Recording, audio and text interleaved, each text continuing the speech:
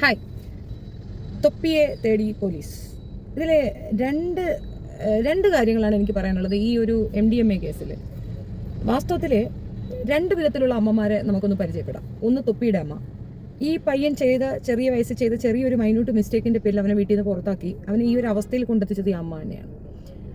ഇനിയിപ്പോൾ ഹസ്ബൻഡ് എന്നെ തിരിച്ചു പറഞ്ഞാലും അമ്മയ്ക്ക് പറഞ്ഞ് മനസ്സിലാക്കി കൊടുക്കാൻ പറ്റാത്ത തക്കവണ്ണമുള്ളൊരു ബന്ധമായിരുന്നു ഒരു ഭാര്യ ഭർത്തൃ ബന്ധം. തൻ്റെ മകൻ്റെ ജീവിതം വെച്ചുള്ള കളിയാണ് ഇതെന്നുള്ള പൂർണ്ണ ബോധ്യമുള്ള ഒരു സ്ത്രീ മകനെ ഇങ്ങനെ നടുവഴിയിലേക്ക് ഇറക്കി വിട്ടിട്ട് മിണ്ടാതിരിക്കുന്നത് സത്യം പറഞ്ഞാൽ ഒരു അമ്മ എന്ന രീതിയിൽ ആ സ്ത്രീയുടെ പരാജയമാണ് അതിനകത്ത് കാണിക്കുന്നത്. ഇത് പറയാനുണ്ടായ സാഹചര്യം എന്താണെന്ന് പറഞ്ഞാൽ ഇപ്പോൾ റീസെൻ്റ്ലി വന്നൊരു ന്യൂസാണ് തൊപ്പിയുടെ തിരോധാനം. തൊപ്പി ഈ ഇടയ്ക്ക് ഒരു വീഡിയോ ഇട്ടിട്ടുണ്ടായിരുന്നു, അതായത് ഞാൻ ഇതിൽ നിന്നൊക്കെ മാറി നിൽക്കുകയാണ് എന്ന രീതിയിൽ. അപ്പോൾ അതിനൊരു മാറ്റം വന്നിട്ടുണ്ട്. രാസലഹരി കേസിൽ യൂട്യൂബർ തൊപ്പി ഒളിവിൽ മുൻകൂർ ജാമ്യം തേടി തൊപ്പി കോടതിയെ സമീപിച്ചിട്ടുണ്ട്. കേസിൽ ഉൾപ്പെട്ട 3 പെൺകുട്ടികളും മുൻകൂർ ജാമ്യം തേടിയിട്ടുണ്ട്. വിവരങ്ങൾ ശ്യാം ദേവരാജ് നൽകും. ശ്യാം, ഏറെ യൂട്യൂബിലൊക്കെ ഒരുപാട് ഫോളോവേഴ്സ് ഉള്ള ഒരാളാണ് ഈ തൊപ്പി. എന്തായാലും തൊപ്പി ഇപ്പോൾ ഒരു കേസിൽ ഒളിവിലാണ് എന്നുള്ള വിവരം ലഭിക്കുന്നു. ഇതിലിപ്പോൾ മുൻകൂർ ജാമ്യം തേടുകയും ചെയ്തിട്ടുണ്ട്. എന്താണ് ഈ കേസ്, മറ്റു വിവരങ്ങൾ എന്തൊക്കെയാണ്? പാലാരിവട്ടം പോലീസ് രജിസ്റ്റർ ചെയ്ത കേസാണിത്. കഴിഞ്ഞ ദിവസം ഒരാഴ്ച മുമ്പാണ് തൊപ്പിയുടെ തമ്മനത്തെ വീട്ടിൽ നിന്നും പോലീസ് രാസലഹരി പിടികൂടിയത്. പോലീസിന് ലഭിച്ച രഹസ്യ വിവരത്തിന്റെ അടിസ്ഥാനത്തിലായിരുന്നു പോലീസ് റെയ്ഡും തുടർന്ന് ഈ തമ്മനം ഗാന്ധി ജയന്തി റോഡിലെ കോച്ചേരി അപ്പാർട്ട്മെന്റിൽ റെയ്ഡ് നടത്തിയത്. തുടർന്ന് രാസലഹരി പിടികൂടിയത്. ഇത് മീഡിയം ക്വാണ്ടിറ്റി എന്ന അളവിലുള്ളതാണ് ഈ രാസലഹരി.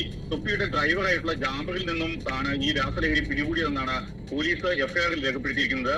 ഒപ്പം ഇത് ആദ്യം പാലാരിവട്ടം പോലീസ് കേസെടുത്തത് 3 പേരെയാണ് പ്രതികൾക്കാണ് കേസെടുത്തത്. മുഹസിബ്, സുഹൈൽ, ജാബിർ, ഇവർ 3 പേരും തൊപ്പി എന്ന നിഹാദിന്റെ സുഹൃത്തുക്കളാണ്.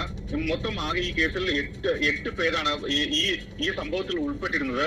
ഇതിൽ 5 തൊപ്പി ഉൾപ്പെടെ നിഹാദ് ഉൾപ്പെടെ മറ്റ് 4 പേരാണ് മൊത്തം 4 പേരാണ് ഇപ്പോൾ മുൻകൂർ ജാമ്യം തേടി എറണാകുളം പ്രിൻസിപ്പൽ സെഷൻസ് കോടതിയെ സമീപിച്ചത്. ഇന്നാണ് ജാമ്യാപേക്ഷ നൽകിയത്. ജാമ്യാപേക്ഷ നാളെ ഈ കോടതി എറണാകുളം പ്രിൻസിപ്പൽ സെഷൻസ് കോടതി പരിഗണിക്കുകയും ചെയ്യും. നിഹാദിന്റെ വീട്ടിൽ നിന്നാണ് പോലീസ് രാസലഹരി പിടികൂടി. ഇതിൽ ഏറ്റവും പ്രധാനപ്പെട്ട കാര്യം NDPS നിയമത്തിന്റെ 22B വകുപ്പ് അനുസരിച്ചാണ് പാലാരിവട്ടം പോലീസ് FIR രജിസ്റ്റർ ചെയ്തത്.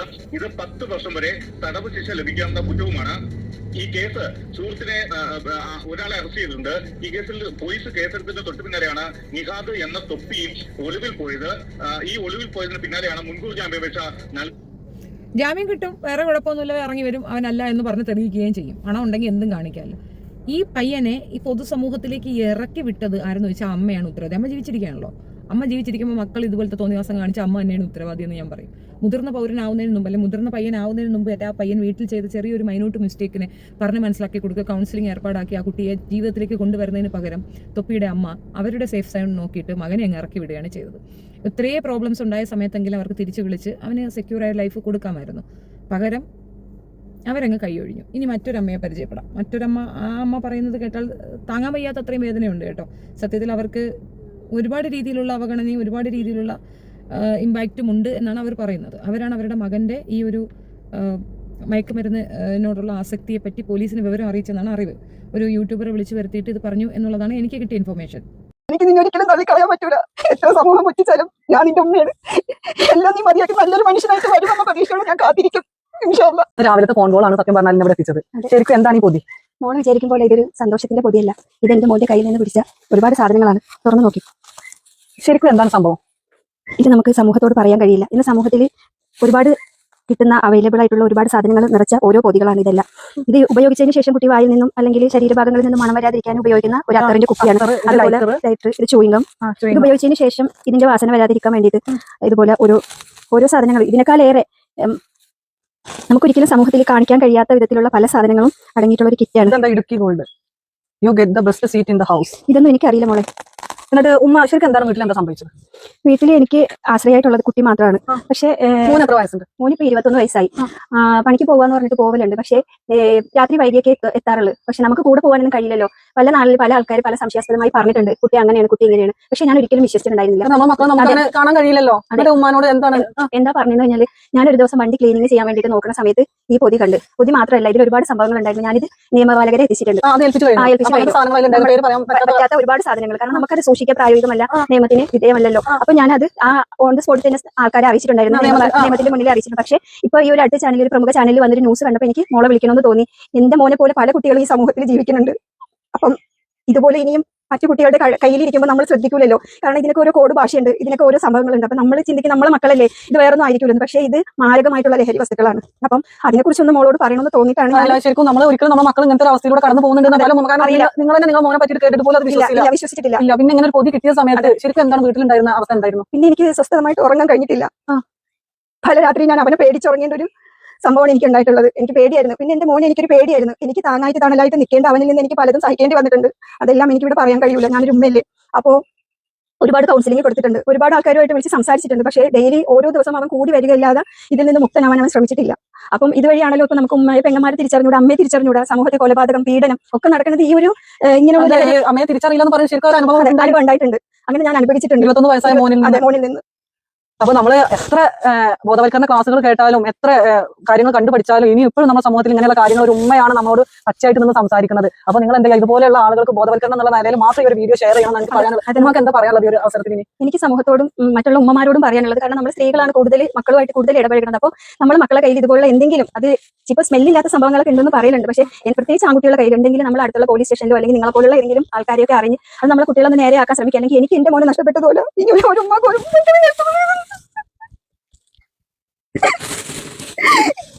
എനിക്ക് ആശ്രയാവേണ്ട ഒരു കാലത്ത് ഞാൻ ഇന്ന് ഒറ്റപ്പെട്ടു പോയി. എന്റെ മോനെ അത്രയും സ്നേഹിച്ചിരുന്നു. ഈ അടുത്ത കാലത്താണ് ഈ ഒരു അവസ്ഥയിലേക്ക് മോനെ എന്റെ മോൻ എവിടെയെന്ന് പോലും എനിക്ക് അറിയാൻ കഴിയുന്നില്ല. മോനിപ്പോ എവിടെ പോയത്? എനിക്ക് വീട്ടിൽ നിന്ന് ഇറങ്ങി പോയതാണ്, എനിക്കറിയില്ല എവിടെ പോയത്. ഈ ഒരു പൊതി പിടിച്ചതിന് ശേഷം പൊതി പല സമയങ്ങളിൽ പിടിച്ചിട്ടുണ്ട്. ഇപ്പൊ അവസാനമായിട്ട് ഈ എല്ലാ സംഭവങ്ങളും അടങ്ങി ഈ പൊതി പിടിച്ചതിന് ശേഷം വീട് വിട്ട് ഇറങ്ങി പോവുകയാണ് ചെയ്തത്. ഫോൺ ഓഫാണ് എവിടെയെന്ന് എനിക്കറിയില്ല.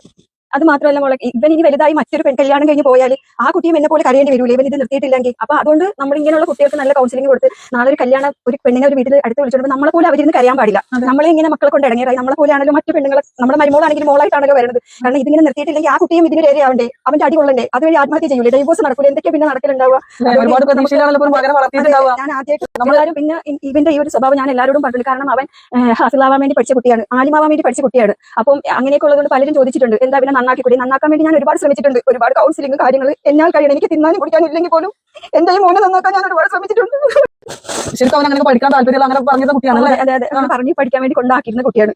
പിന്നീടാണ് അവസാനം കൊറോണയ്ക്ക് ശേഷം പിന്നെ പഠിക്കാനും പോകുന്ന താല്പര്യമില്ലാതായി. പിന്നെ നമ്മളെ മക്കൾ രാവിലെ വീട്ടിൽ നിന്ന് ഇറങ്ങി നമുക്ക് കൂടെ ചെല്ലാൻ കഴിയില്ല, പ്രത്യേകിച്ച് ആൺകുട്ടികളാകുമ്പോഴത്തേക്ക്. ഇവന് പിന്നെ ജോലിക്ക് പോകണമെന്ന് പറഞ്ഞാൽ ഇറങ്ങി തിരിച്ച് പിന്നെ അവന്റെ ഹാലാകെ അങ്ങ് മാറി. പിന്നെ വെങ്കട്ടാ ഏതെന്നൊന്നും പിന്നെ എനിക്കറിയില്ല. ഇപ്പൊ മോനെ കുറിച്ച് നമ്മൾ അന്വേഷിക്കണ്ടേ? അതെ, മോനെ കുറിച്ച് സ്റ്റേഷനിലൊക്കെ പറഞ്ഞിട്ടുണ്ട്.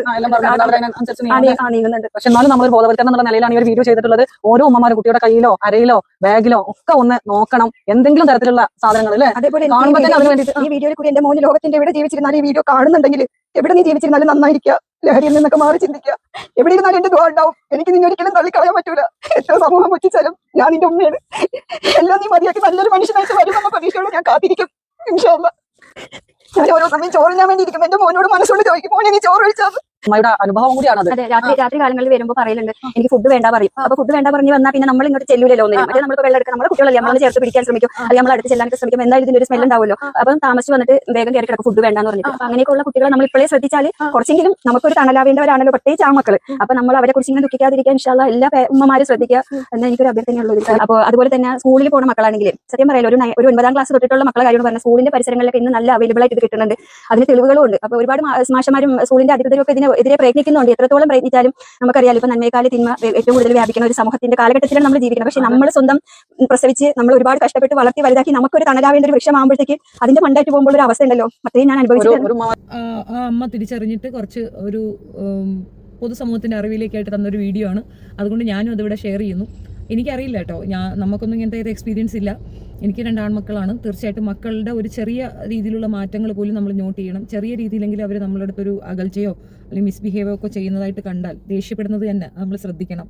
ഇപ്പോൾ എല്ലാത്തിനും ഫെസിലിറ്റീസ് ഉള്ള ഒരു സമൂഹത്തിലാണ് നമ്മൾ ജീവിക്കുന്നത്. ഒരുപാട് ഫെസിലിറ്റീസ് ഉണ്ട്. ഇങ്ങനെ കുട്ടികൾ എന്തെങ്കിലും മിസ്ബിഹേവ് ചെയ്യുമ്പോൾ തന്നെ നമുക്ക് കൗൺസിലിങ്ങിനോ മറ്റൊക്കെ ഗവൺമെൻറ് സെക്ടറിൽ തന്നെ ഉണ്ട്, ഫ്രീ ആയിട്ട് തന്നെ കിട്ടുന്നുണ്ട്. ഇത് മനസ്സിലാക്കാൻ സാധിക്കും എന്നുള്ളതാണ്. പിന്നെ സൗഹൃദങ്ങളിലേക്ക് ഇറക്കി വിടുന്ന അമ്മമാർ അതൊരു വലിയ കേമത്തരമായിട്ട് പറയുന്നുണ്ട്. നമ്മുടെ കുഞ്ഞുങ്ങളുടെ സൗഹൃദങ്ങൾ അത് നമ്മുടെ കുട്ടികളുടെ ജീവിതത്തിനെ ബാധിക്കും. അത്തരം സൗഹൃദങ്ങൾക്ക് ഒരു കടിഞ്ഞാണിടുന്നതിൽ ഒരു തെറ്റുമില്ല, ഒരു തർക്കവുമില്ല. നമ്മൾ തന്നെ നമ്മുടെ കുഞ്ഞുങ്ങളുടെ സുഹൃത്തുക്കളാവുക എന്നുള്ളതാണ് ഏറ്റവും നല്ല റെമഡി. നല്ല സുഹൃത്തുക്കളായ അമ്മയ്ക്കോ സഹോദരിമാർക്കോ ഒന്നും മറച്ചു വെക്കാനുണ്ടാവത്തില്ല കൂടെയുള്ള ഈ കുട്ടിക്ക്. ആൺകുട്ടികൾക്കും പെൺകുട്ടികൾക്കും ഇത് ബാധകമാണ്. ഇത് വല്ലാത്തൊരു കറുപ്പാണ്. ഇതിനെ പിന്നെ ജസ്റ്റിഫൈ ചെയ്യുന്ന രീതിയിലുള്ള വർത്തമാനങ്ങളും ഒക്കെ ഉണ്ട് ഇപ്പം കുറേയധികം പേർക്ക്. അപ്പോൾ ഇത് കണ്ടപ്പോൾ സങ്കടം തോന്നി. പ്രത്യേകിച്ച് അമ്മയ്ക്ക് മകനിൽ നിന്ന് നേരിടേണ്ടി വന്ന ആ ഒരു മോശപ്പെട്ടത്, ഒരു എങ്ങനെ അത് ജീവിച്ചിരിക്കുന്നുണ്ടോ, ഞാനൊക്കെ അത് ജീവിക്കുക പോലുമില്ല. അത് അത്രയും വിഷമമുള്ളൊരു കാര്യമാണ് മകൻ അങ്ങനെ ഒരു മിസ്ബിഹേവ് ചെയ്യുക എന്നുള്ളത്. പാവം. സോ ഇങ്ങനെ ഒരുപാട് പേര് നമ്മുടെ സമൂഹത്തിലുണ്ട്. ഇപ്പോൾ തൊപ്പിയുടെ വിഷയം ഞാൻ അതിനകത്ത് പറഞ്ഞത്, തൊപ്പിയുടെ ഈ ഒരു അവസ്ഥകേടിൻ്റെ പൂർണ്ണ ഉത്തരവാദിത്വം മുഴുക്ക ആ അമ്മയ്ക്ക് ആണ്. കാരണം ഒരുപാട് അവസരങ്ങൾ ഉണ്ടായിട്ട് അമ്മ പോയി നിൽക്കണമായിരുന്നു മകൻ്റെ ഒപ്പം. എന്ത് വന്നാലും ഞാൻ മകൻ്റെ ഒപ്പം ഒന്നല്ല, മകനെ കൂട്ടുകാർക്കൊപ്പം വിട്ടിട്ട് അവനെ യൂട്യൂബർ ആവുകയോ അല്ലെങ്കിൽ അവൻ്റെ ഉള്ളിലുള്ള എന്ത് ടാലൻ്റാണോ അത് ബൂസ്റ്റപ്പ് ചെയ്യുകയോ ചെയ്യുന്നതിന് പകരം ഭർത്താവിൻ്റെ ഒപ്പം നിന്നുകൊണ്ട് ആ മകനെ ഒറ്റപ്പെടുത്തിയ ആ രീതി ഉണ്ടല്ലോ, അതൊരു അമ്മ എന്ന രീതിയിൽ അവരുടെ പരാജയം. ഈ അമ്മയും പരാജയപ്പെട്ട ഒരു അമ്മയാണ്. കറക്റ്റായ ടൈമിൽ അവർക്ക് കണ്ടെത്താൻ കഴിയാത്തതിൻ്റെ ആഫ്റ്റർ എഫക്റ്റ് അവർ മകൻ പോയ ശേഷം മാത്രം എടുത്തുകൊണ്ടുവന്ന് പറയേണ്ട ഒരു അവസ്ഥ. ഇനി വന്നാലും മകൻ നേരിടേണ്ടി വരുന്നത് കേസും കോടതിയും ജയിലും ഒക്കെ തന്നെ ആയിരിക്കാം. എന്നിരുന്നാലും കുട്ടി എവിടെയെങ്കിലും സേഫായിട്ട് സ്വസ്ഥമായിട്ട് ഉണ്ടാകുക എന്നുള്ളത് ഒരു അമ്മയുടെ ഏറ്റവും വലിയ സമാധാനം തന്നെയാണ്. ഒരു കുഞ്ഞ് നഷ്ടപ്പെട്ടു പോകുമ്പം എന്നവർക്ക് മാത്രമേ എൻ്റെ വേദന മനസ്സിലാവുള്ളൂ. ഈ വിഷയത്തിൽ എനിക്ക് കൂടുതൽ ആധികാരികമായി പറയാൻ അറിയത്തില്ല. വളരെ സങ്കടം തോന്നും. എന്തായാലും ജസ്ന നല്ലൊരു എഫർട്ടാണ് എടുത്തിട്ടുള്ളത്. അപ്പോൾ ഇത് കുറച്ച് ആളുകൾക്ക് മനസ്സിലാകാൻ വേണ്ടിയിട്ട് ഞാനിത് പൊതുസമൂഹത്തിൻ്റെ ശ്രദ്ധയിലേക്ക് വെക്കാൻ വേണ്ടിയിട്ട് ഈ വീഡിയോ ഇവിടെ ഷെയർ ചെയ്യുന്നു എന്നതിനപ്പുറം എന്താണ് അതിൻ്റെ യാഥാർത്ഥ്യം എന്നുള്ളതൊന്നും എനിക്ക് കൃത്യമായിട്ട് അറിയത്തില്ല. ചിലപ്പോഴൊക്കെ എനിക്ക് ഫേക്കായിട്ട് ഫീൽ ചെയ്തു. കാരണം ഇങ്ങനെ ഒരു സ്റ്റോറി ക്രിയേറ്റ് ചെയ്യേണ്ട ആവശ്യമുണ്ടോ എന്ന് വെച്ചാൽ അതും എനിക്കറിയത്തില്ല. എനിവേ, എന്തായാലും നമ്മുടെ കുഞ്ഞുങ്ങളെ ശ്രദ്ധിക്കുക എല്ലാവരും. പ്രത്യേകിച്ച് ആൺകുട്ടികൾ പുറത്തൊക്കെ പോയിട്ട് വരുമ്പോഴത്തേക്ക് ജസ്റ്റ് ഒന്ന് നോക്കുന്നത് കൊണ്ട് തെറ്റൊന്നുമില്ല എന്നാണ് എൻ്റെ ഒരു അഭിപ്രായം. ഇതൊരു വല്ലാത്തൊരു വൃത്തികെട്ട ഹാബിറ്റാണ്. ഇത് ഒൺസ് തുടങ്ങിക്കഴിഞ്ഞാൽ ഒരു രക്ഷയുണ്ടാകത്തില്ല. അത് തിരുത്താനോ അവരതിൽ നിന്ന് മാറ്റിക്കൊണ്ടുപോകാനോ പറ്റത്തില്ല. മുൻപത്തെ കാലഘട്ടങ്ങളിൽ അമ്മമാർ കുറച്ച് കഴിയുമ്പോൾ മക്കൾക്ക് കൊടുക്കുന്ന ഒരു ഓവർ റെസ്പെക്റ്റിൻ്റെ ആഫ്റ്റർ എഫക്റ്റാണ് കുട്ടികൾ സിഗരറ്റ്, മദ്യം ഒക്കെ ഉണ്ടാക്കുന്നത്. ഒന്നുമല്ല, അവർ നമ്മളിൽ നിന്ന് എന്ത് വ്യത്യസ്തരാണ്, നമ്മളെപ്പോലെ തന്നെയാണ്. അവർക്ക് കൂടുതൽ ആവശ്യമില്ലാത്ത പ്രിവിലേജൊക്കെ കൊടുക്കാൻ പോകുമ്പോഴാണ് അവർ ഇതുപോലത്തെ തോന്നിവാസങ്ങളൊക്കെ കാണിക്കുന്നതെന്ന് എൻ്റെ ഒരു മനസ്സിലാക്കലുകൾ. സോ മാക്സിമം ഷെയർ ചെയ്ത് കൊടുക്കുക. കൂടുതൽ അമ്മമാർ രംഗത്ത് വരട്ടെ. നമ്മുടെ മക്കളാണ്, അത് മാപ്പ് സാക്ഷിയായിട്ട് വിടുക തന്നെ ചെയ്യും. പക്ഷേ നമ്മുടെ കുഞ്ഞുങ്ങളെ സേവ് ചെയ്യാൻ വേണ്ടിയിട്ട് മാക്സിമം നമ്മൾ ഇതിനെക്കുറിച്ച് വിജിലൻ്റ് ആവുകയും മറ്റുള്ളവർക്ക് അവയർനെസ് കൊടുക്കുകയും ചെയ്യുന്നത് നല്ലൊരു കാര്യമാണ്. ആ ഒരു വിഷയത്തിൽ ഈ അമ്മ ഒരു മാതൃകയാണ്. എന്തായാലും അവരുടെ മുഖം മറച്ചല്ലോ, അപ്പോൾ അതുകൊണ്ട് അവർക്ക് കൂടുതൽ പ്രശ്നങ്ങളൊന്നും ഉണ്ടാകത്തില്ല. എന്നിരുന്നാലും നമ്മളിന്ന് prevention is better than cure എന്ന് പറയും. നമ്മളെ കുഞ്ഞുങ്ങൾ ഇങ്ങനെ ഒരു വൃത്തികെട്ട വഴിയിലേക്ക് പോകുന്നതിന് മുമ്പ് നമുക്ക് തടുക്കാൻ സാധിക്കുമെങ്കിൽ അതായിരിക്കും ബെസ്റ്റ് ഓപ്ഷൻ. അല്ലാതെ ഇത് പോയ ശേഷം വന്നിരുന്ന് പരാതി പറഞ്ഞതുകൊണ്ട് എന്തെങ്കിലും ലാഭമുണ്ടോ എന്ന് ചോദിച്ചാൽ അറിയില്ല. ഏതായാലും നിങ്ങളിത് എല്ലാവരിലേക്കും എത്തിച്ചു കൊടുക്കുക. ഇത് നല്ല മാതൃകയാണ്.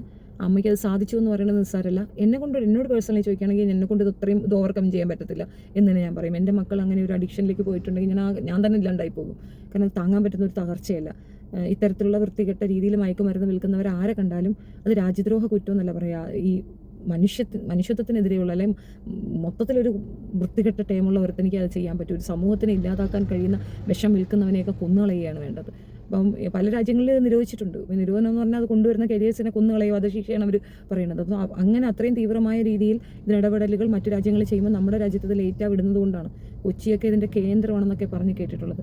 അല്പനേരത്തെ സഡേഷൻ, ഒരു സ്വർഗ്ഗയാത്ര, അതിന് വേണ്ടിയിട്ട് നഷ്ടപ്പെടുത്തുന്നത് ഒരു ജീവിതമാണെന്നുള്ള ബോധമില്ലാത്തത് കൊണ്ടാണ് പല കുട്ടികളും ഇതിലേക്ക് പോയി ചാടുന്നത്. അപ്പോൾ കുട്ടികൾക്ക് വേണ്ടിയിട്ട് തീർച്ചയായിട്ടും സ്കൂൾ തലങ്ങളിലായാലും കോളേജ് തലങ്ങളിലായാലും ഇതിനു വേണ്ടി കൗൺസിലിങ്ങും അവയർനെസ് നോട്ടും ഒക്കെ കൊടുത്തു കഴിഞ്ഞാൽ ഒരു പരിധിവരെ നമുക്ക് സഹായിക്കാൻ പറ്റും. പക്ഷേ എന്നാലും പറ്റത്തില്ല. മിഠായി രൂപത്തിൽ, സ്റ്റാമ്പ് രൂപത്തിലൊക്കെ സപ്ലൈ ചെയ്യുന്നുണ്ടെന്നാണ് അറിയുന്നത്. വല്ലാത്തൊരു വൃത്തികെട്ട മാരക വിഷമാണ്. അറിയുന്നവർക്ക് അത് ചെറുത്ത് നിൽക്കാനാകട്ടെ, അല്ലാത്തവർ എന്ത് ചെയ്യുമെന്ന് അറിയത്തില്ല. ഭയങ്കര ഒരു പകപ്പാണ് എനിക്കുള്ളത് ഇത് കാണുമ്പോൾ തന്നെ. പിന്നെ തൊപ്പിയുടെ കേസിൽ ഞാൻ പറഞ്ഞല്ലോ, അവൻ്റെ പിന്നെ വീട്ടിലുള്ളവർ അല്ലെങ്കിൽ അവൻ്റെ കൂടെയുള്ള അവൻ്റെ കൂട്ടുകാരത് ഉപയോഗിക്കുന്നത് തീർച്ചയായിട്ടും അവന് ഉപയോഗിക്കുന്നുണ്ടാവും. അവൻ്റെ ഒരു ആറ്റിറ്റ്യൂഡ്, അവൻ്റെ ഒരു പ്രാന്ത് പിടിച്ച ഇതുമൊക്കെ അത് തന്നെയാണ് തെളിവാകുന്നത്. സോ അതിനകത്ത് തർക്കമൊന്നുമില്ല. അത് ഉത്തരവാദിയ പേരൻസാണ്. സത്യം പറഞ്ഞാൽ പേരൻസിനെതിരെയാണ് കേസ് എടുക്കേണ്ടത്. ഇങ്ങനെയും ആൾക്കാരുണ്ട് എന്നുള്ളത് തെളിയാൻ വേണ്ടിയിട്ട് ഈ ഒരു വിഷയം ഉപകരിച്ചു എന്നതിനപ്പുറം ഒന്നുമില്ല. തീർച്ചയായിട്ടും ഇത് ഷെയർ ചെയ്ത് കൊടുക്കണം. റിക്വസ്റ്റാണ്. Please do support. ഇത് എൻ്റെ വീഡിയോയ്ക്ക് വേണ്ടിയിട്ടല്ല, ഈ ഒരു അവയർനെസ് ആളുകളിലേക്ക് എത്തിക്കാൻ വേണ്ടിയിട്ട് നിന്ന് ഷെയർ ചെയ്ത് കൊടുക്കണം. ചെയ്യുമെന്ന് വിശ്വസിക്കുന്നു. Thank you.